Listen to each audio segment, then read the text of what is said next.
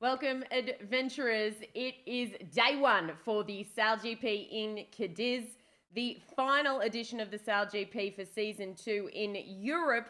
And on the ground, we have our amazing adventurer who's been with us all season, effectively, to talk us through the SailGP. Great to have him direct from Spain. It's Marco. How are you? Hi everyone. How's it going? Oh, it's nice here in Spain. Definitely warmer than the rest of Europe at the moment. It's nice and sunny, and yeah, it feels good. Feels good. Oh, absolutely. And great to be on the ground there. You've been at Toronto, at Saint Tropez for us, the Moth World. Now you're in Cadiz. What a tour you have had. You were in Saint Tropez last week. You've had an amazing tour of Europe this summer. Yeah, it feels good. Like after a year and a half of staying home and not doing much, I've had like a couple months of intense traveling, and it feels really nice to finally go out, see new places, meet new people, and just enjoy. Oh, fantastic. Well, it's been fantastic to have you on the ground, keeping us all in the loop. I have some amazing footage from yesterday. There were some practice races for the teams that are involved with the SailGP. Should we pop that on and then we can have a chat about what's going down? Does that work for you, Marco? Let's go. All Let's right, go with the cool. footage. We're going with the footage. Here we go. Beautiful scenes in Cadiz. This is, of course, the New Zealand team. And what happened yesterday, Marco? New Zealand won a warm-up regatta as such? Oh, 1 second. I'll get your audio back for you. Go for it. Actually. So basically, the King of Spain, Felipe VI, was here, and it was basically a regatta for him, where we had the U.S., New Zealand, and Spain competing. It Mm-hmm. was interesting because for Spain, the helmsman was not Phil Robertson. First time it was Jordi Chamar, and it was interesting to see how he kind of tried, had his first go at racing. There's definitely room for improvement, but from what I hear, he's doing pretty good. So we'll see what happens throughout the weekend if he ever like actually hops on the wheel or not, in hopes of giving the Spanish team their first event win. So that would be pretty Yeah. good if they got it at their on their home water. So in the end, it was basically New Zealand who won the San Juan Regatta, I guess it's called. Mm-hmm. And afterwards, there was a prize giving where the king presented the prize. And at sundown, there was this whole ceremony here on the aircraft carrier of the flag ceremony. Basically, they took down the flag with the national anthem, all the teams present. It was pretty cool. It was pretty nice to That's so watch. cool. And Geordie, you mentioned he's on the helm. He has just Hmm. run an Olympic campaign on the 470 and did very well in Tokyo. Hmm. Yeah, he did. And from what I hear, he's pretty quick. He's pretty quick. Mm. But he's not the only new face on the circuit this time. Also, Quentin de la Pierre is here Mm-hmm. for the French team. Yeah, there we go. We saw a shot of them right there. Yeah. Yeah, it's his first time, and basically, I don't know, it was a big change for the French team after Billy Besson, but I guess there were some reasons, and they needed to get um, a new face at the wheel, and I guess Quentin was the natural choice. Um, Only advice other guys gave him is enjoy it. Don't let the pressure get to you, and don't worry. It gets better. You just have to spend time on the boat, and you'll figure it out. So Yeah, I yeah, love that. it'll be interesting to see how the team, both teams actually, kind of figure the new faces out. And this weekend, for the first time, we have the women sailors joining the teams.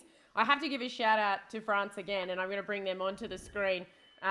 We've got the Australians here actually, but you can see they've got the female on the board up the back, and each team now has their female on board. I'm giving a shout out to Marie Riou, who was part of the first season with the French SailGP team. So these aren't the first women to sail in the league, but it's the first time we'll see a female on every single boat. Hannah Mills there up the front for the GBR team, now the greatest female Olympian of all time sailing. So there's quite a stack of girls. I spoke to CJ early this morning for me, but last night for you, Marco. She's on board with the US team. It's pretty much a who's who of women's sailing from around the world. Oh yeah, absolutely. Yeah, we know we have Nina Curtis for the Australians. We have Senna from Japan. She was also in Tokyo with the 49ers FX. So yeah, very good sailors all around. It's all going to be about out where to put them on the boat, in what capacity, doing the least damage to their performance, if not augmenting their performance. So every team is kind of figuring out differently how to use them in the best way. We've seen a couple of shots of them grinding. Obviously, that may not be, the best choice of use of 50 kilos, but also we've seen them in a more tactical role, just calling positions of the boat they're on relative to the others, how high the others are flying, what Yeah. mode, heading, and all that kind of stuff. Kind of trying to help the helmsman or whoever the tactician may be in the tacticals. So yeah, it'll be interesting today in racing to see how all the 8 girls with the 8 boats kind of stack up. But absolutely amazing for the female sailing movement to get this chance finally to prove that they can play with the guys.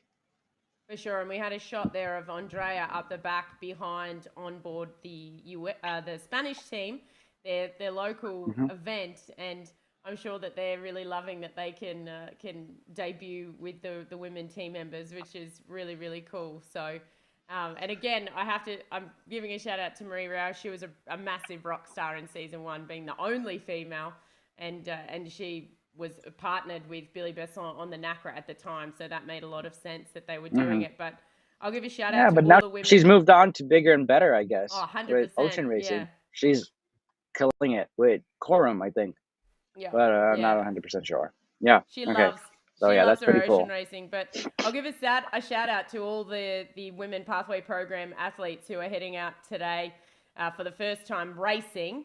Nina Curtis for Australia, Katja Slaskov Iversen for Denmark, Marie Riou from France, recognise that last name. Hannah Mills from GBR, Senna Takano, as you mentioned, from Japan, Erica Dawson from New Zealand, Andrea Amoni from Spain, and CJ, who we have the interview with from yesterday as well, if you want to catch up on it. Should we look at some of the practice racing and see who's in form? Yeah, let's look at it. Let's look at it. We obviously, so Alrighty. it was pretty easy actually. The first 2 races, first like actual practice races, GBR was looking very, very good. Ben Ainsley back in his usual form. Who else was impressive? Australians are there. They're working on it. They're kind of still, you know, uh, getting their bearings at the moment in the waters of Cadiz, since it's the first time actually the F50s come here. So that'll be interesting. And yeah, a lot of different There's Nina on the movements on grind board there. this Just a weekend. big shout Yeah, out. Gosh, that looks hard. Looks like hard work. yeah, it probably is. Kinley Fowler told me that she was a little bit winded, but she's training, and she'll be better today. And also, massive like job on the Instagram of SailGP Australia from Nina. Quality Oh content, yeah. incredible. How good was That her was takeover? I messaged her this it was morning and said, incredible. brilliant takeover. If you haven't seen it, guys, go to the SailGP Yeah, Australian I mean, Instagram channel now. not to Flick be it over. biased or anything, but Australians have like the best, in my opinion, the best team dynamics. They're the most fun to watch. It's super fun when they're in a good mood. When they're in a good mood, the banter is incredible. It's like that with Australians. We're really fun when we're in a good mood. Funny that. Yeah. But you're Well, but not you're always biased because great you're guys. Italian. So, No, no, exactly. But I feel close to Australians. Yeah, yeah. Speaking and of the that's very Aussies, nice. And yeah, speaking of the Aussies, have they fixed their boat gremlins? um, looks like it. Seems like it. They were performing well yesterday. No breakages, no issues to report whatsoever. So hopefully that holds up today. And speaking of issues, hopefully Team USA doesn't have any. We'll see what Yeah. happens. But I hope they get a. I mean, they've been always up there, always very close to an event win, but they've never managed to kind of close the deal. So it'll be interesting to see what happens today. And yeah, I mean, overall, like top of the fleet was pretty solid. The usual faces up there. Yesterday was a bit tricky. Some conditions, like once they come to tack right under the city walls, it would be a little bit lighter, but sometimes stronger. So it was everybody had to kind of figure out what the best tactics were yesterday. And I'm pretty sure that the extra eyes on board from the female sailors actually helped a lot. They tried both 4 up and 6 up configuration just to obviously understand where to put that extra 50 kilos, 50, 60 kilos, an extra set of eyes. Um, no major incidents yesterday. Nothing major to report. Just some nice practice racing with Kentong getting his bearings, and just getting to know his boat pretty much. For sure. And you mentioned the US team. Hopefully, they have a better regatta this time around. Funny article from the New York Times saying that it had been a dramatic season for them, and Jimmy's call was biggest understatement of the year. So that was quite fun. And the Spanish, in particular, have said they've been working on their starts. Yeah, yeah. I mean, they've obviously, we've seen them get black flagged. We've seen a lot of drama from the Spanish team during starts, but hopefully on their home waters, maybe they're going to be more conservative and kind of try to get the edge racing around the course. Maybe not. We'll see, because also Phil, it's one of his maybe last events on an F50. Right. So who knows? There's a lot at stake here, a lot of things, a lot of crew movements going on. And it's going to be interesting also next season with 10 boats on the starting line. It's going to be quite impressive. Yeah, we've Already heard. 8 is pretty good. Yeah, we've heard the announcement of the Swiss SailGP team who will be joining the ranks next season. Have you heard anything from on the ground about who the 10th team might be? Not much. A lot of rumors going around, a lot of money being thrown around. We'll just have to wait and see for the official announcement at the moment. Okay, waiting for the official We'll see. announcement. We'll go back on board with the US team here. There's CJ in the grinding position, Japanese looking good. And the Spanish, I think there's a lot of pressure on a lot of different teams to perform. Marco, we spoke about Central Pay being the opportunity for teams to really move before the last event in Yeah. Europe, but this is about consolidation, isn't it? Yeah, it is. As Nathan said in the last event, we have Denmark looking to get a first result, get in the final race and get a result.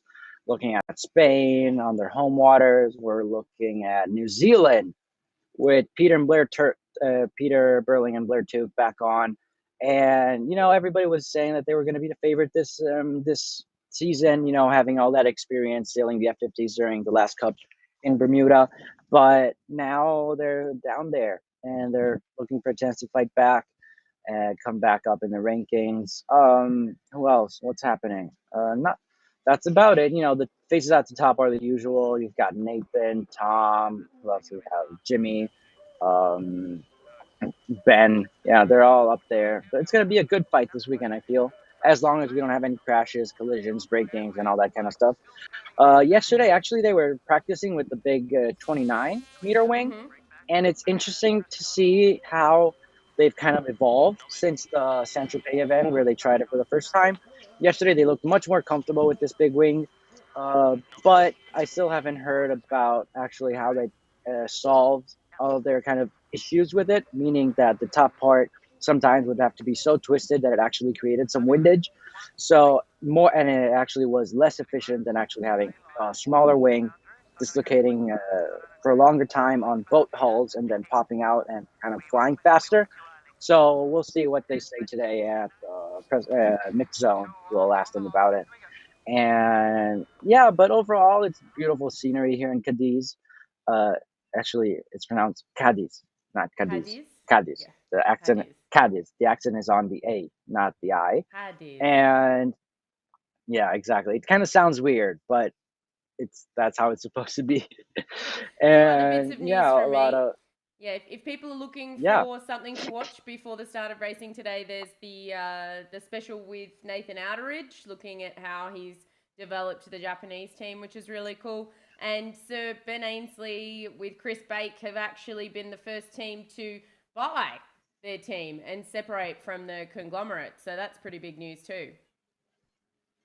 Yeah, as we're seeing, a lot of money now is being poured into the circuit because, Mm.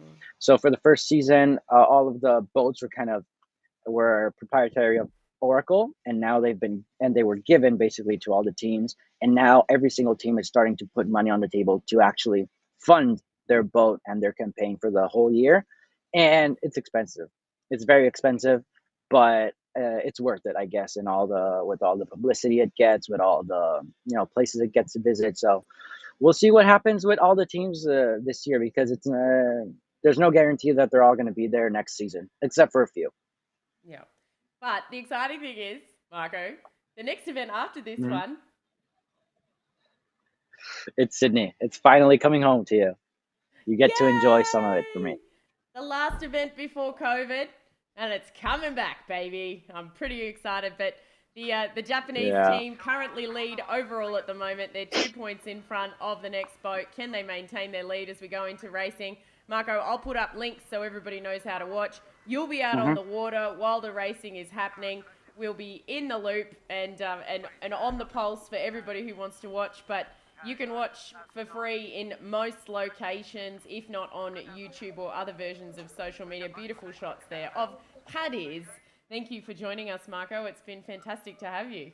Thank you for having me. Thank you for sending me. Thank you for having me. Thanks for everything. And I'll do my best to keep you in the know of everything that's happening here. Excellent. Keep your eyes peeled on the Sailor Girl stories and also on InPhase HQ. All the reports are going up there, and you can find the press conference where you might hear a little bit more from the skippers. But I encourage you to have a little bit of a look on the SailGP YouTube channel as well. There's plenty of bits and bobs there to watch before racing kicks off. Oh my gosh, Marco, have the best day.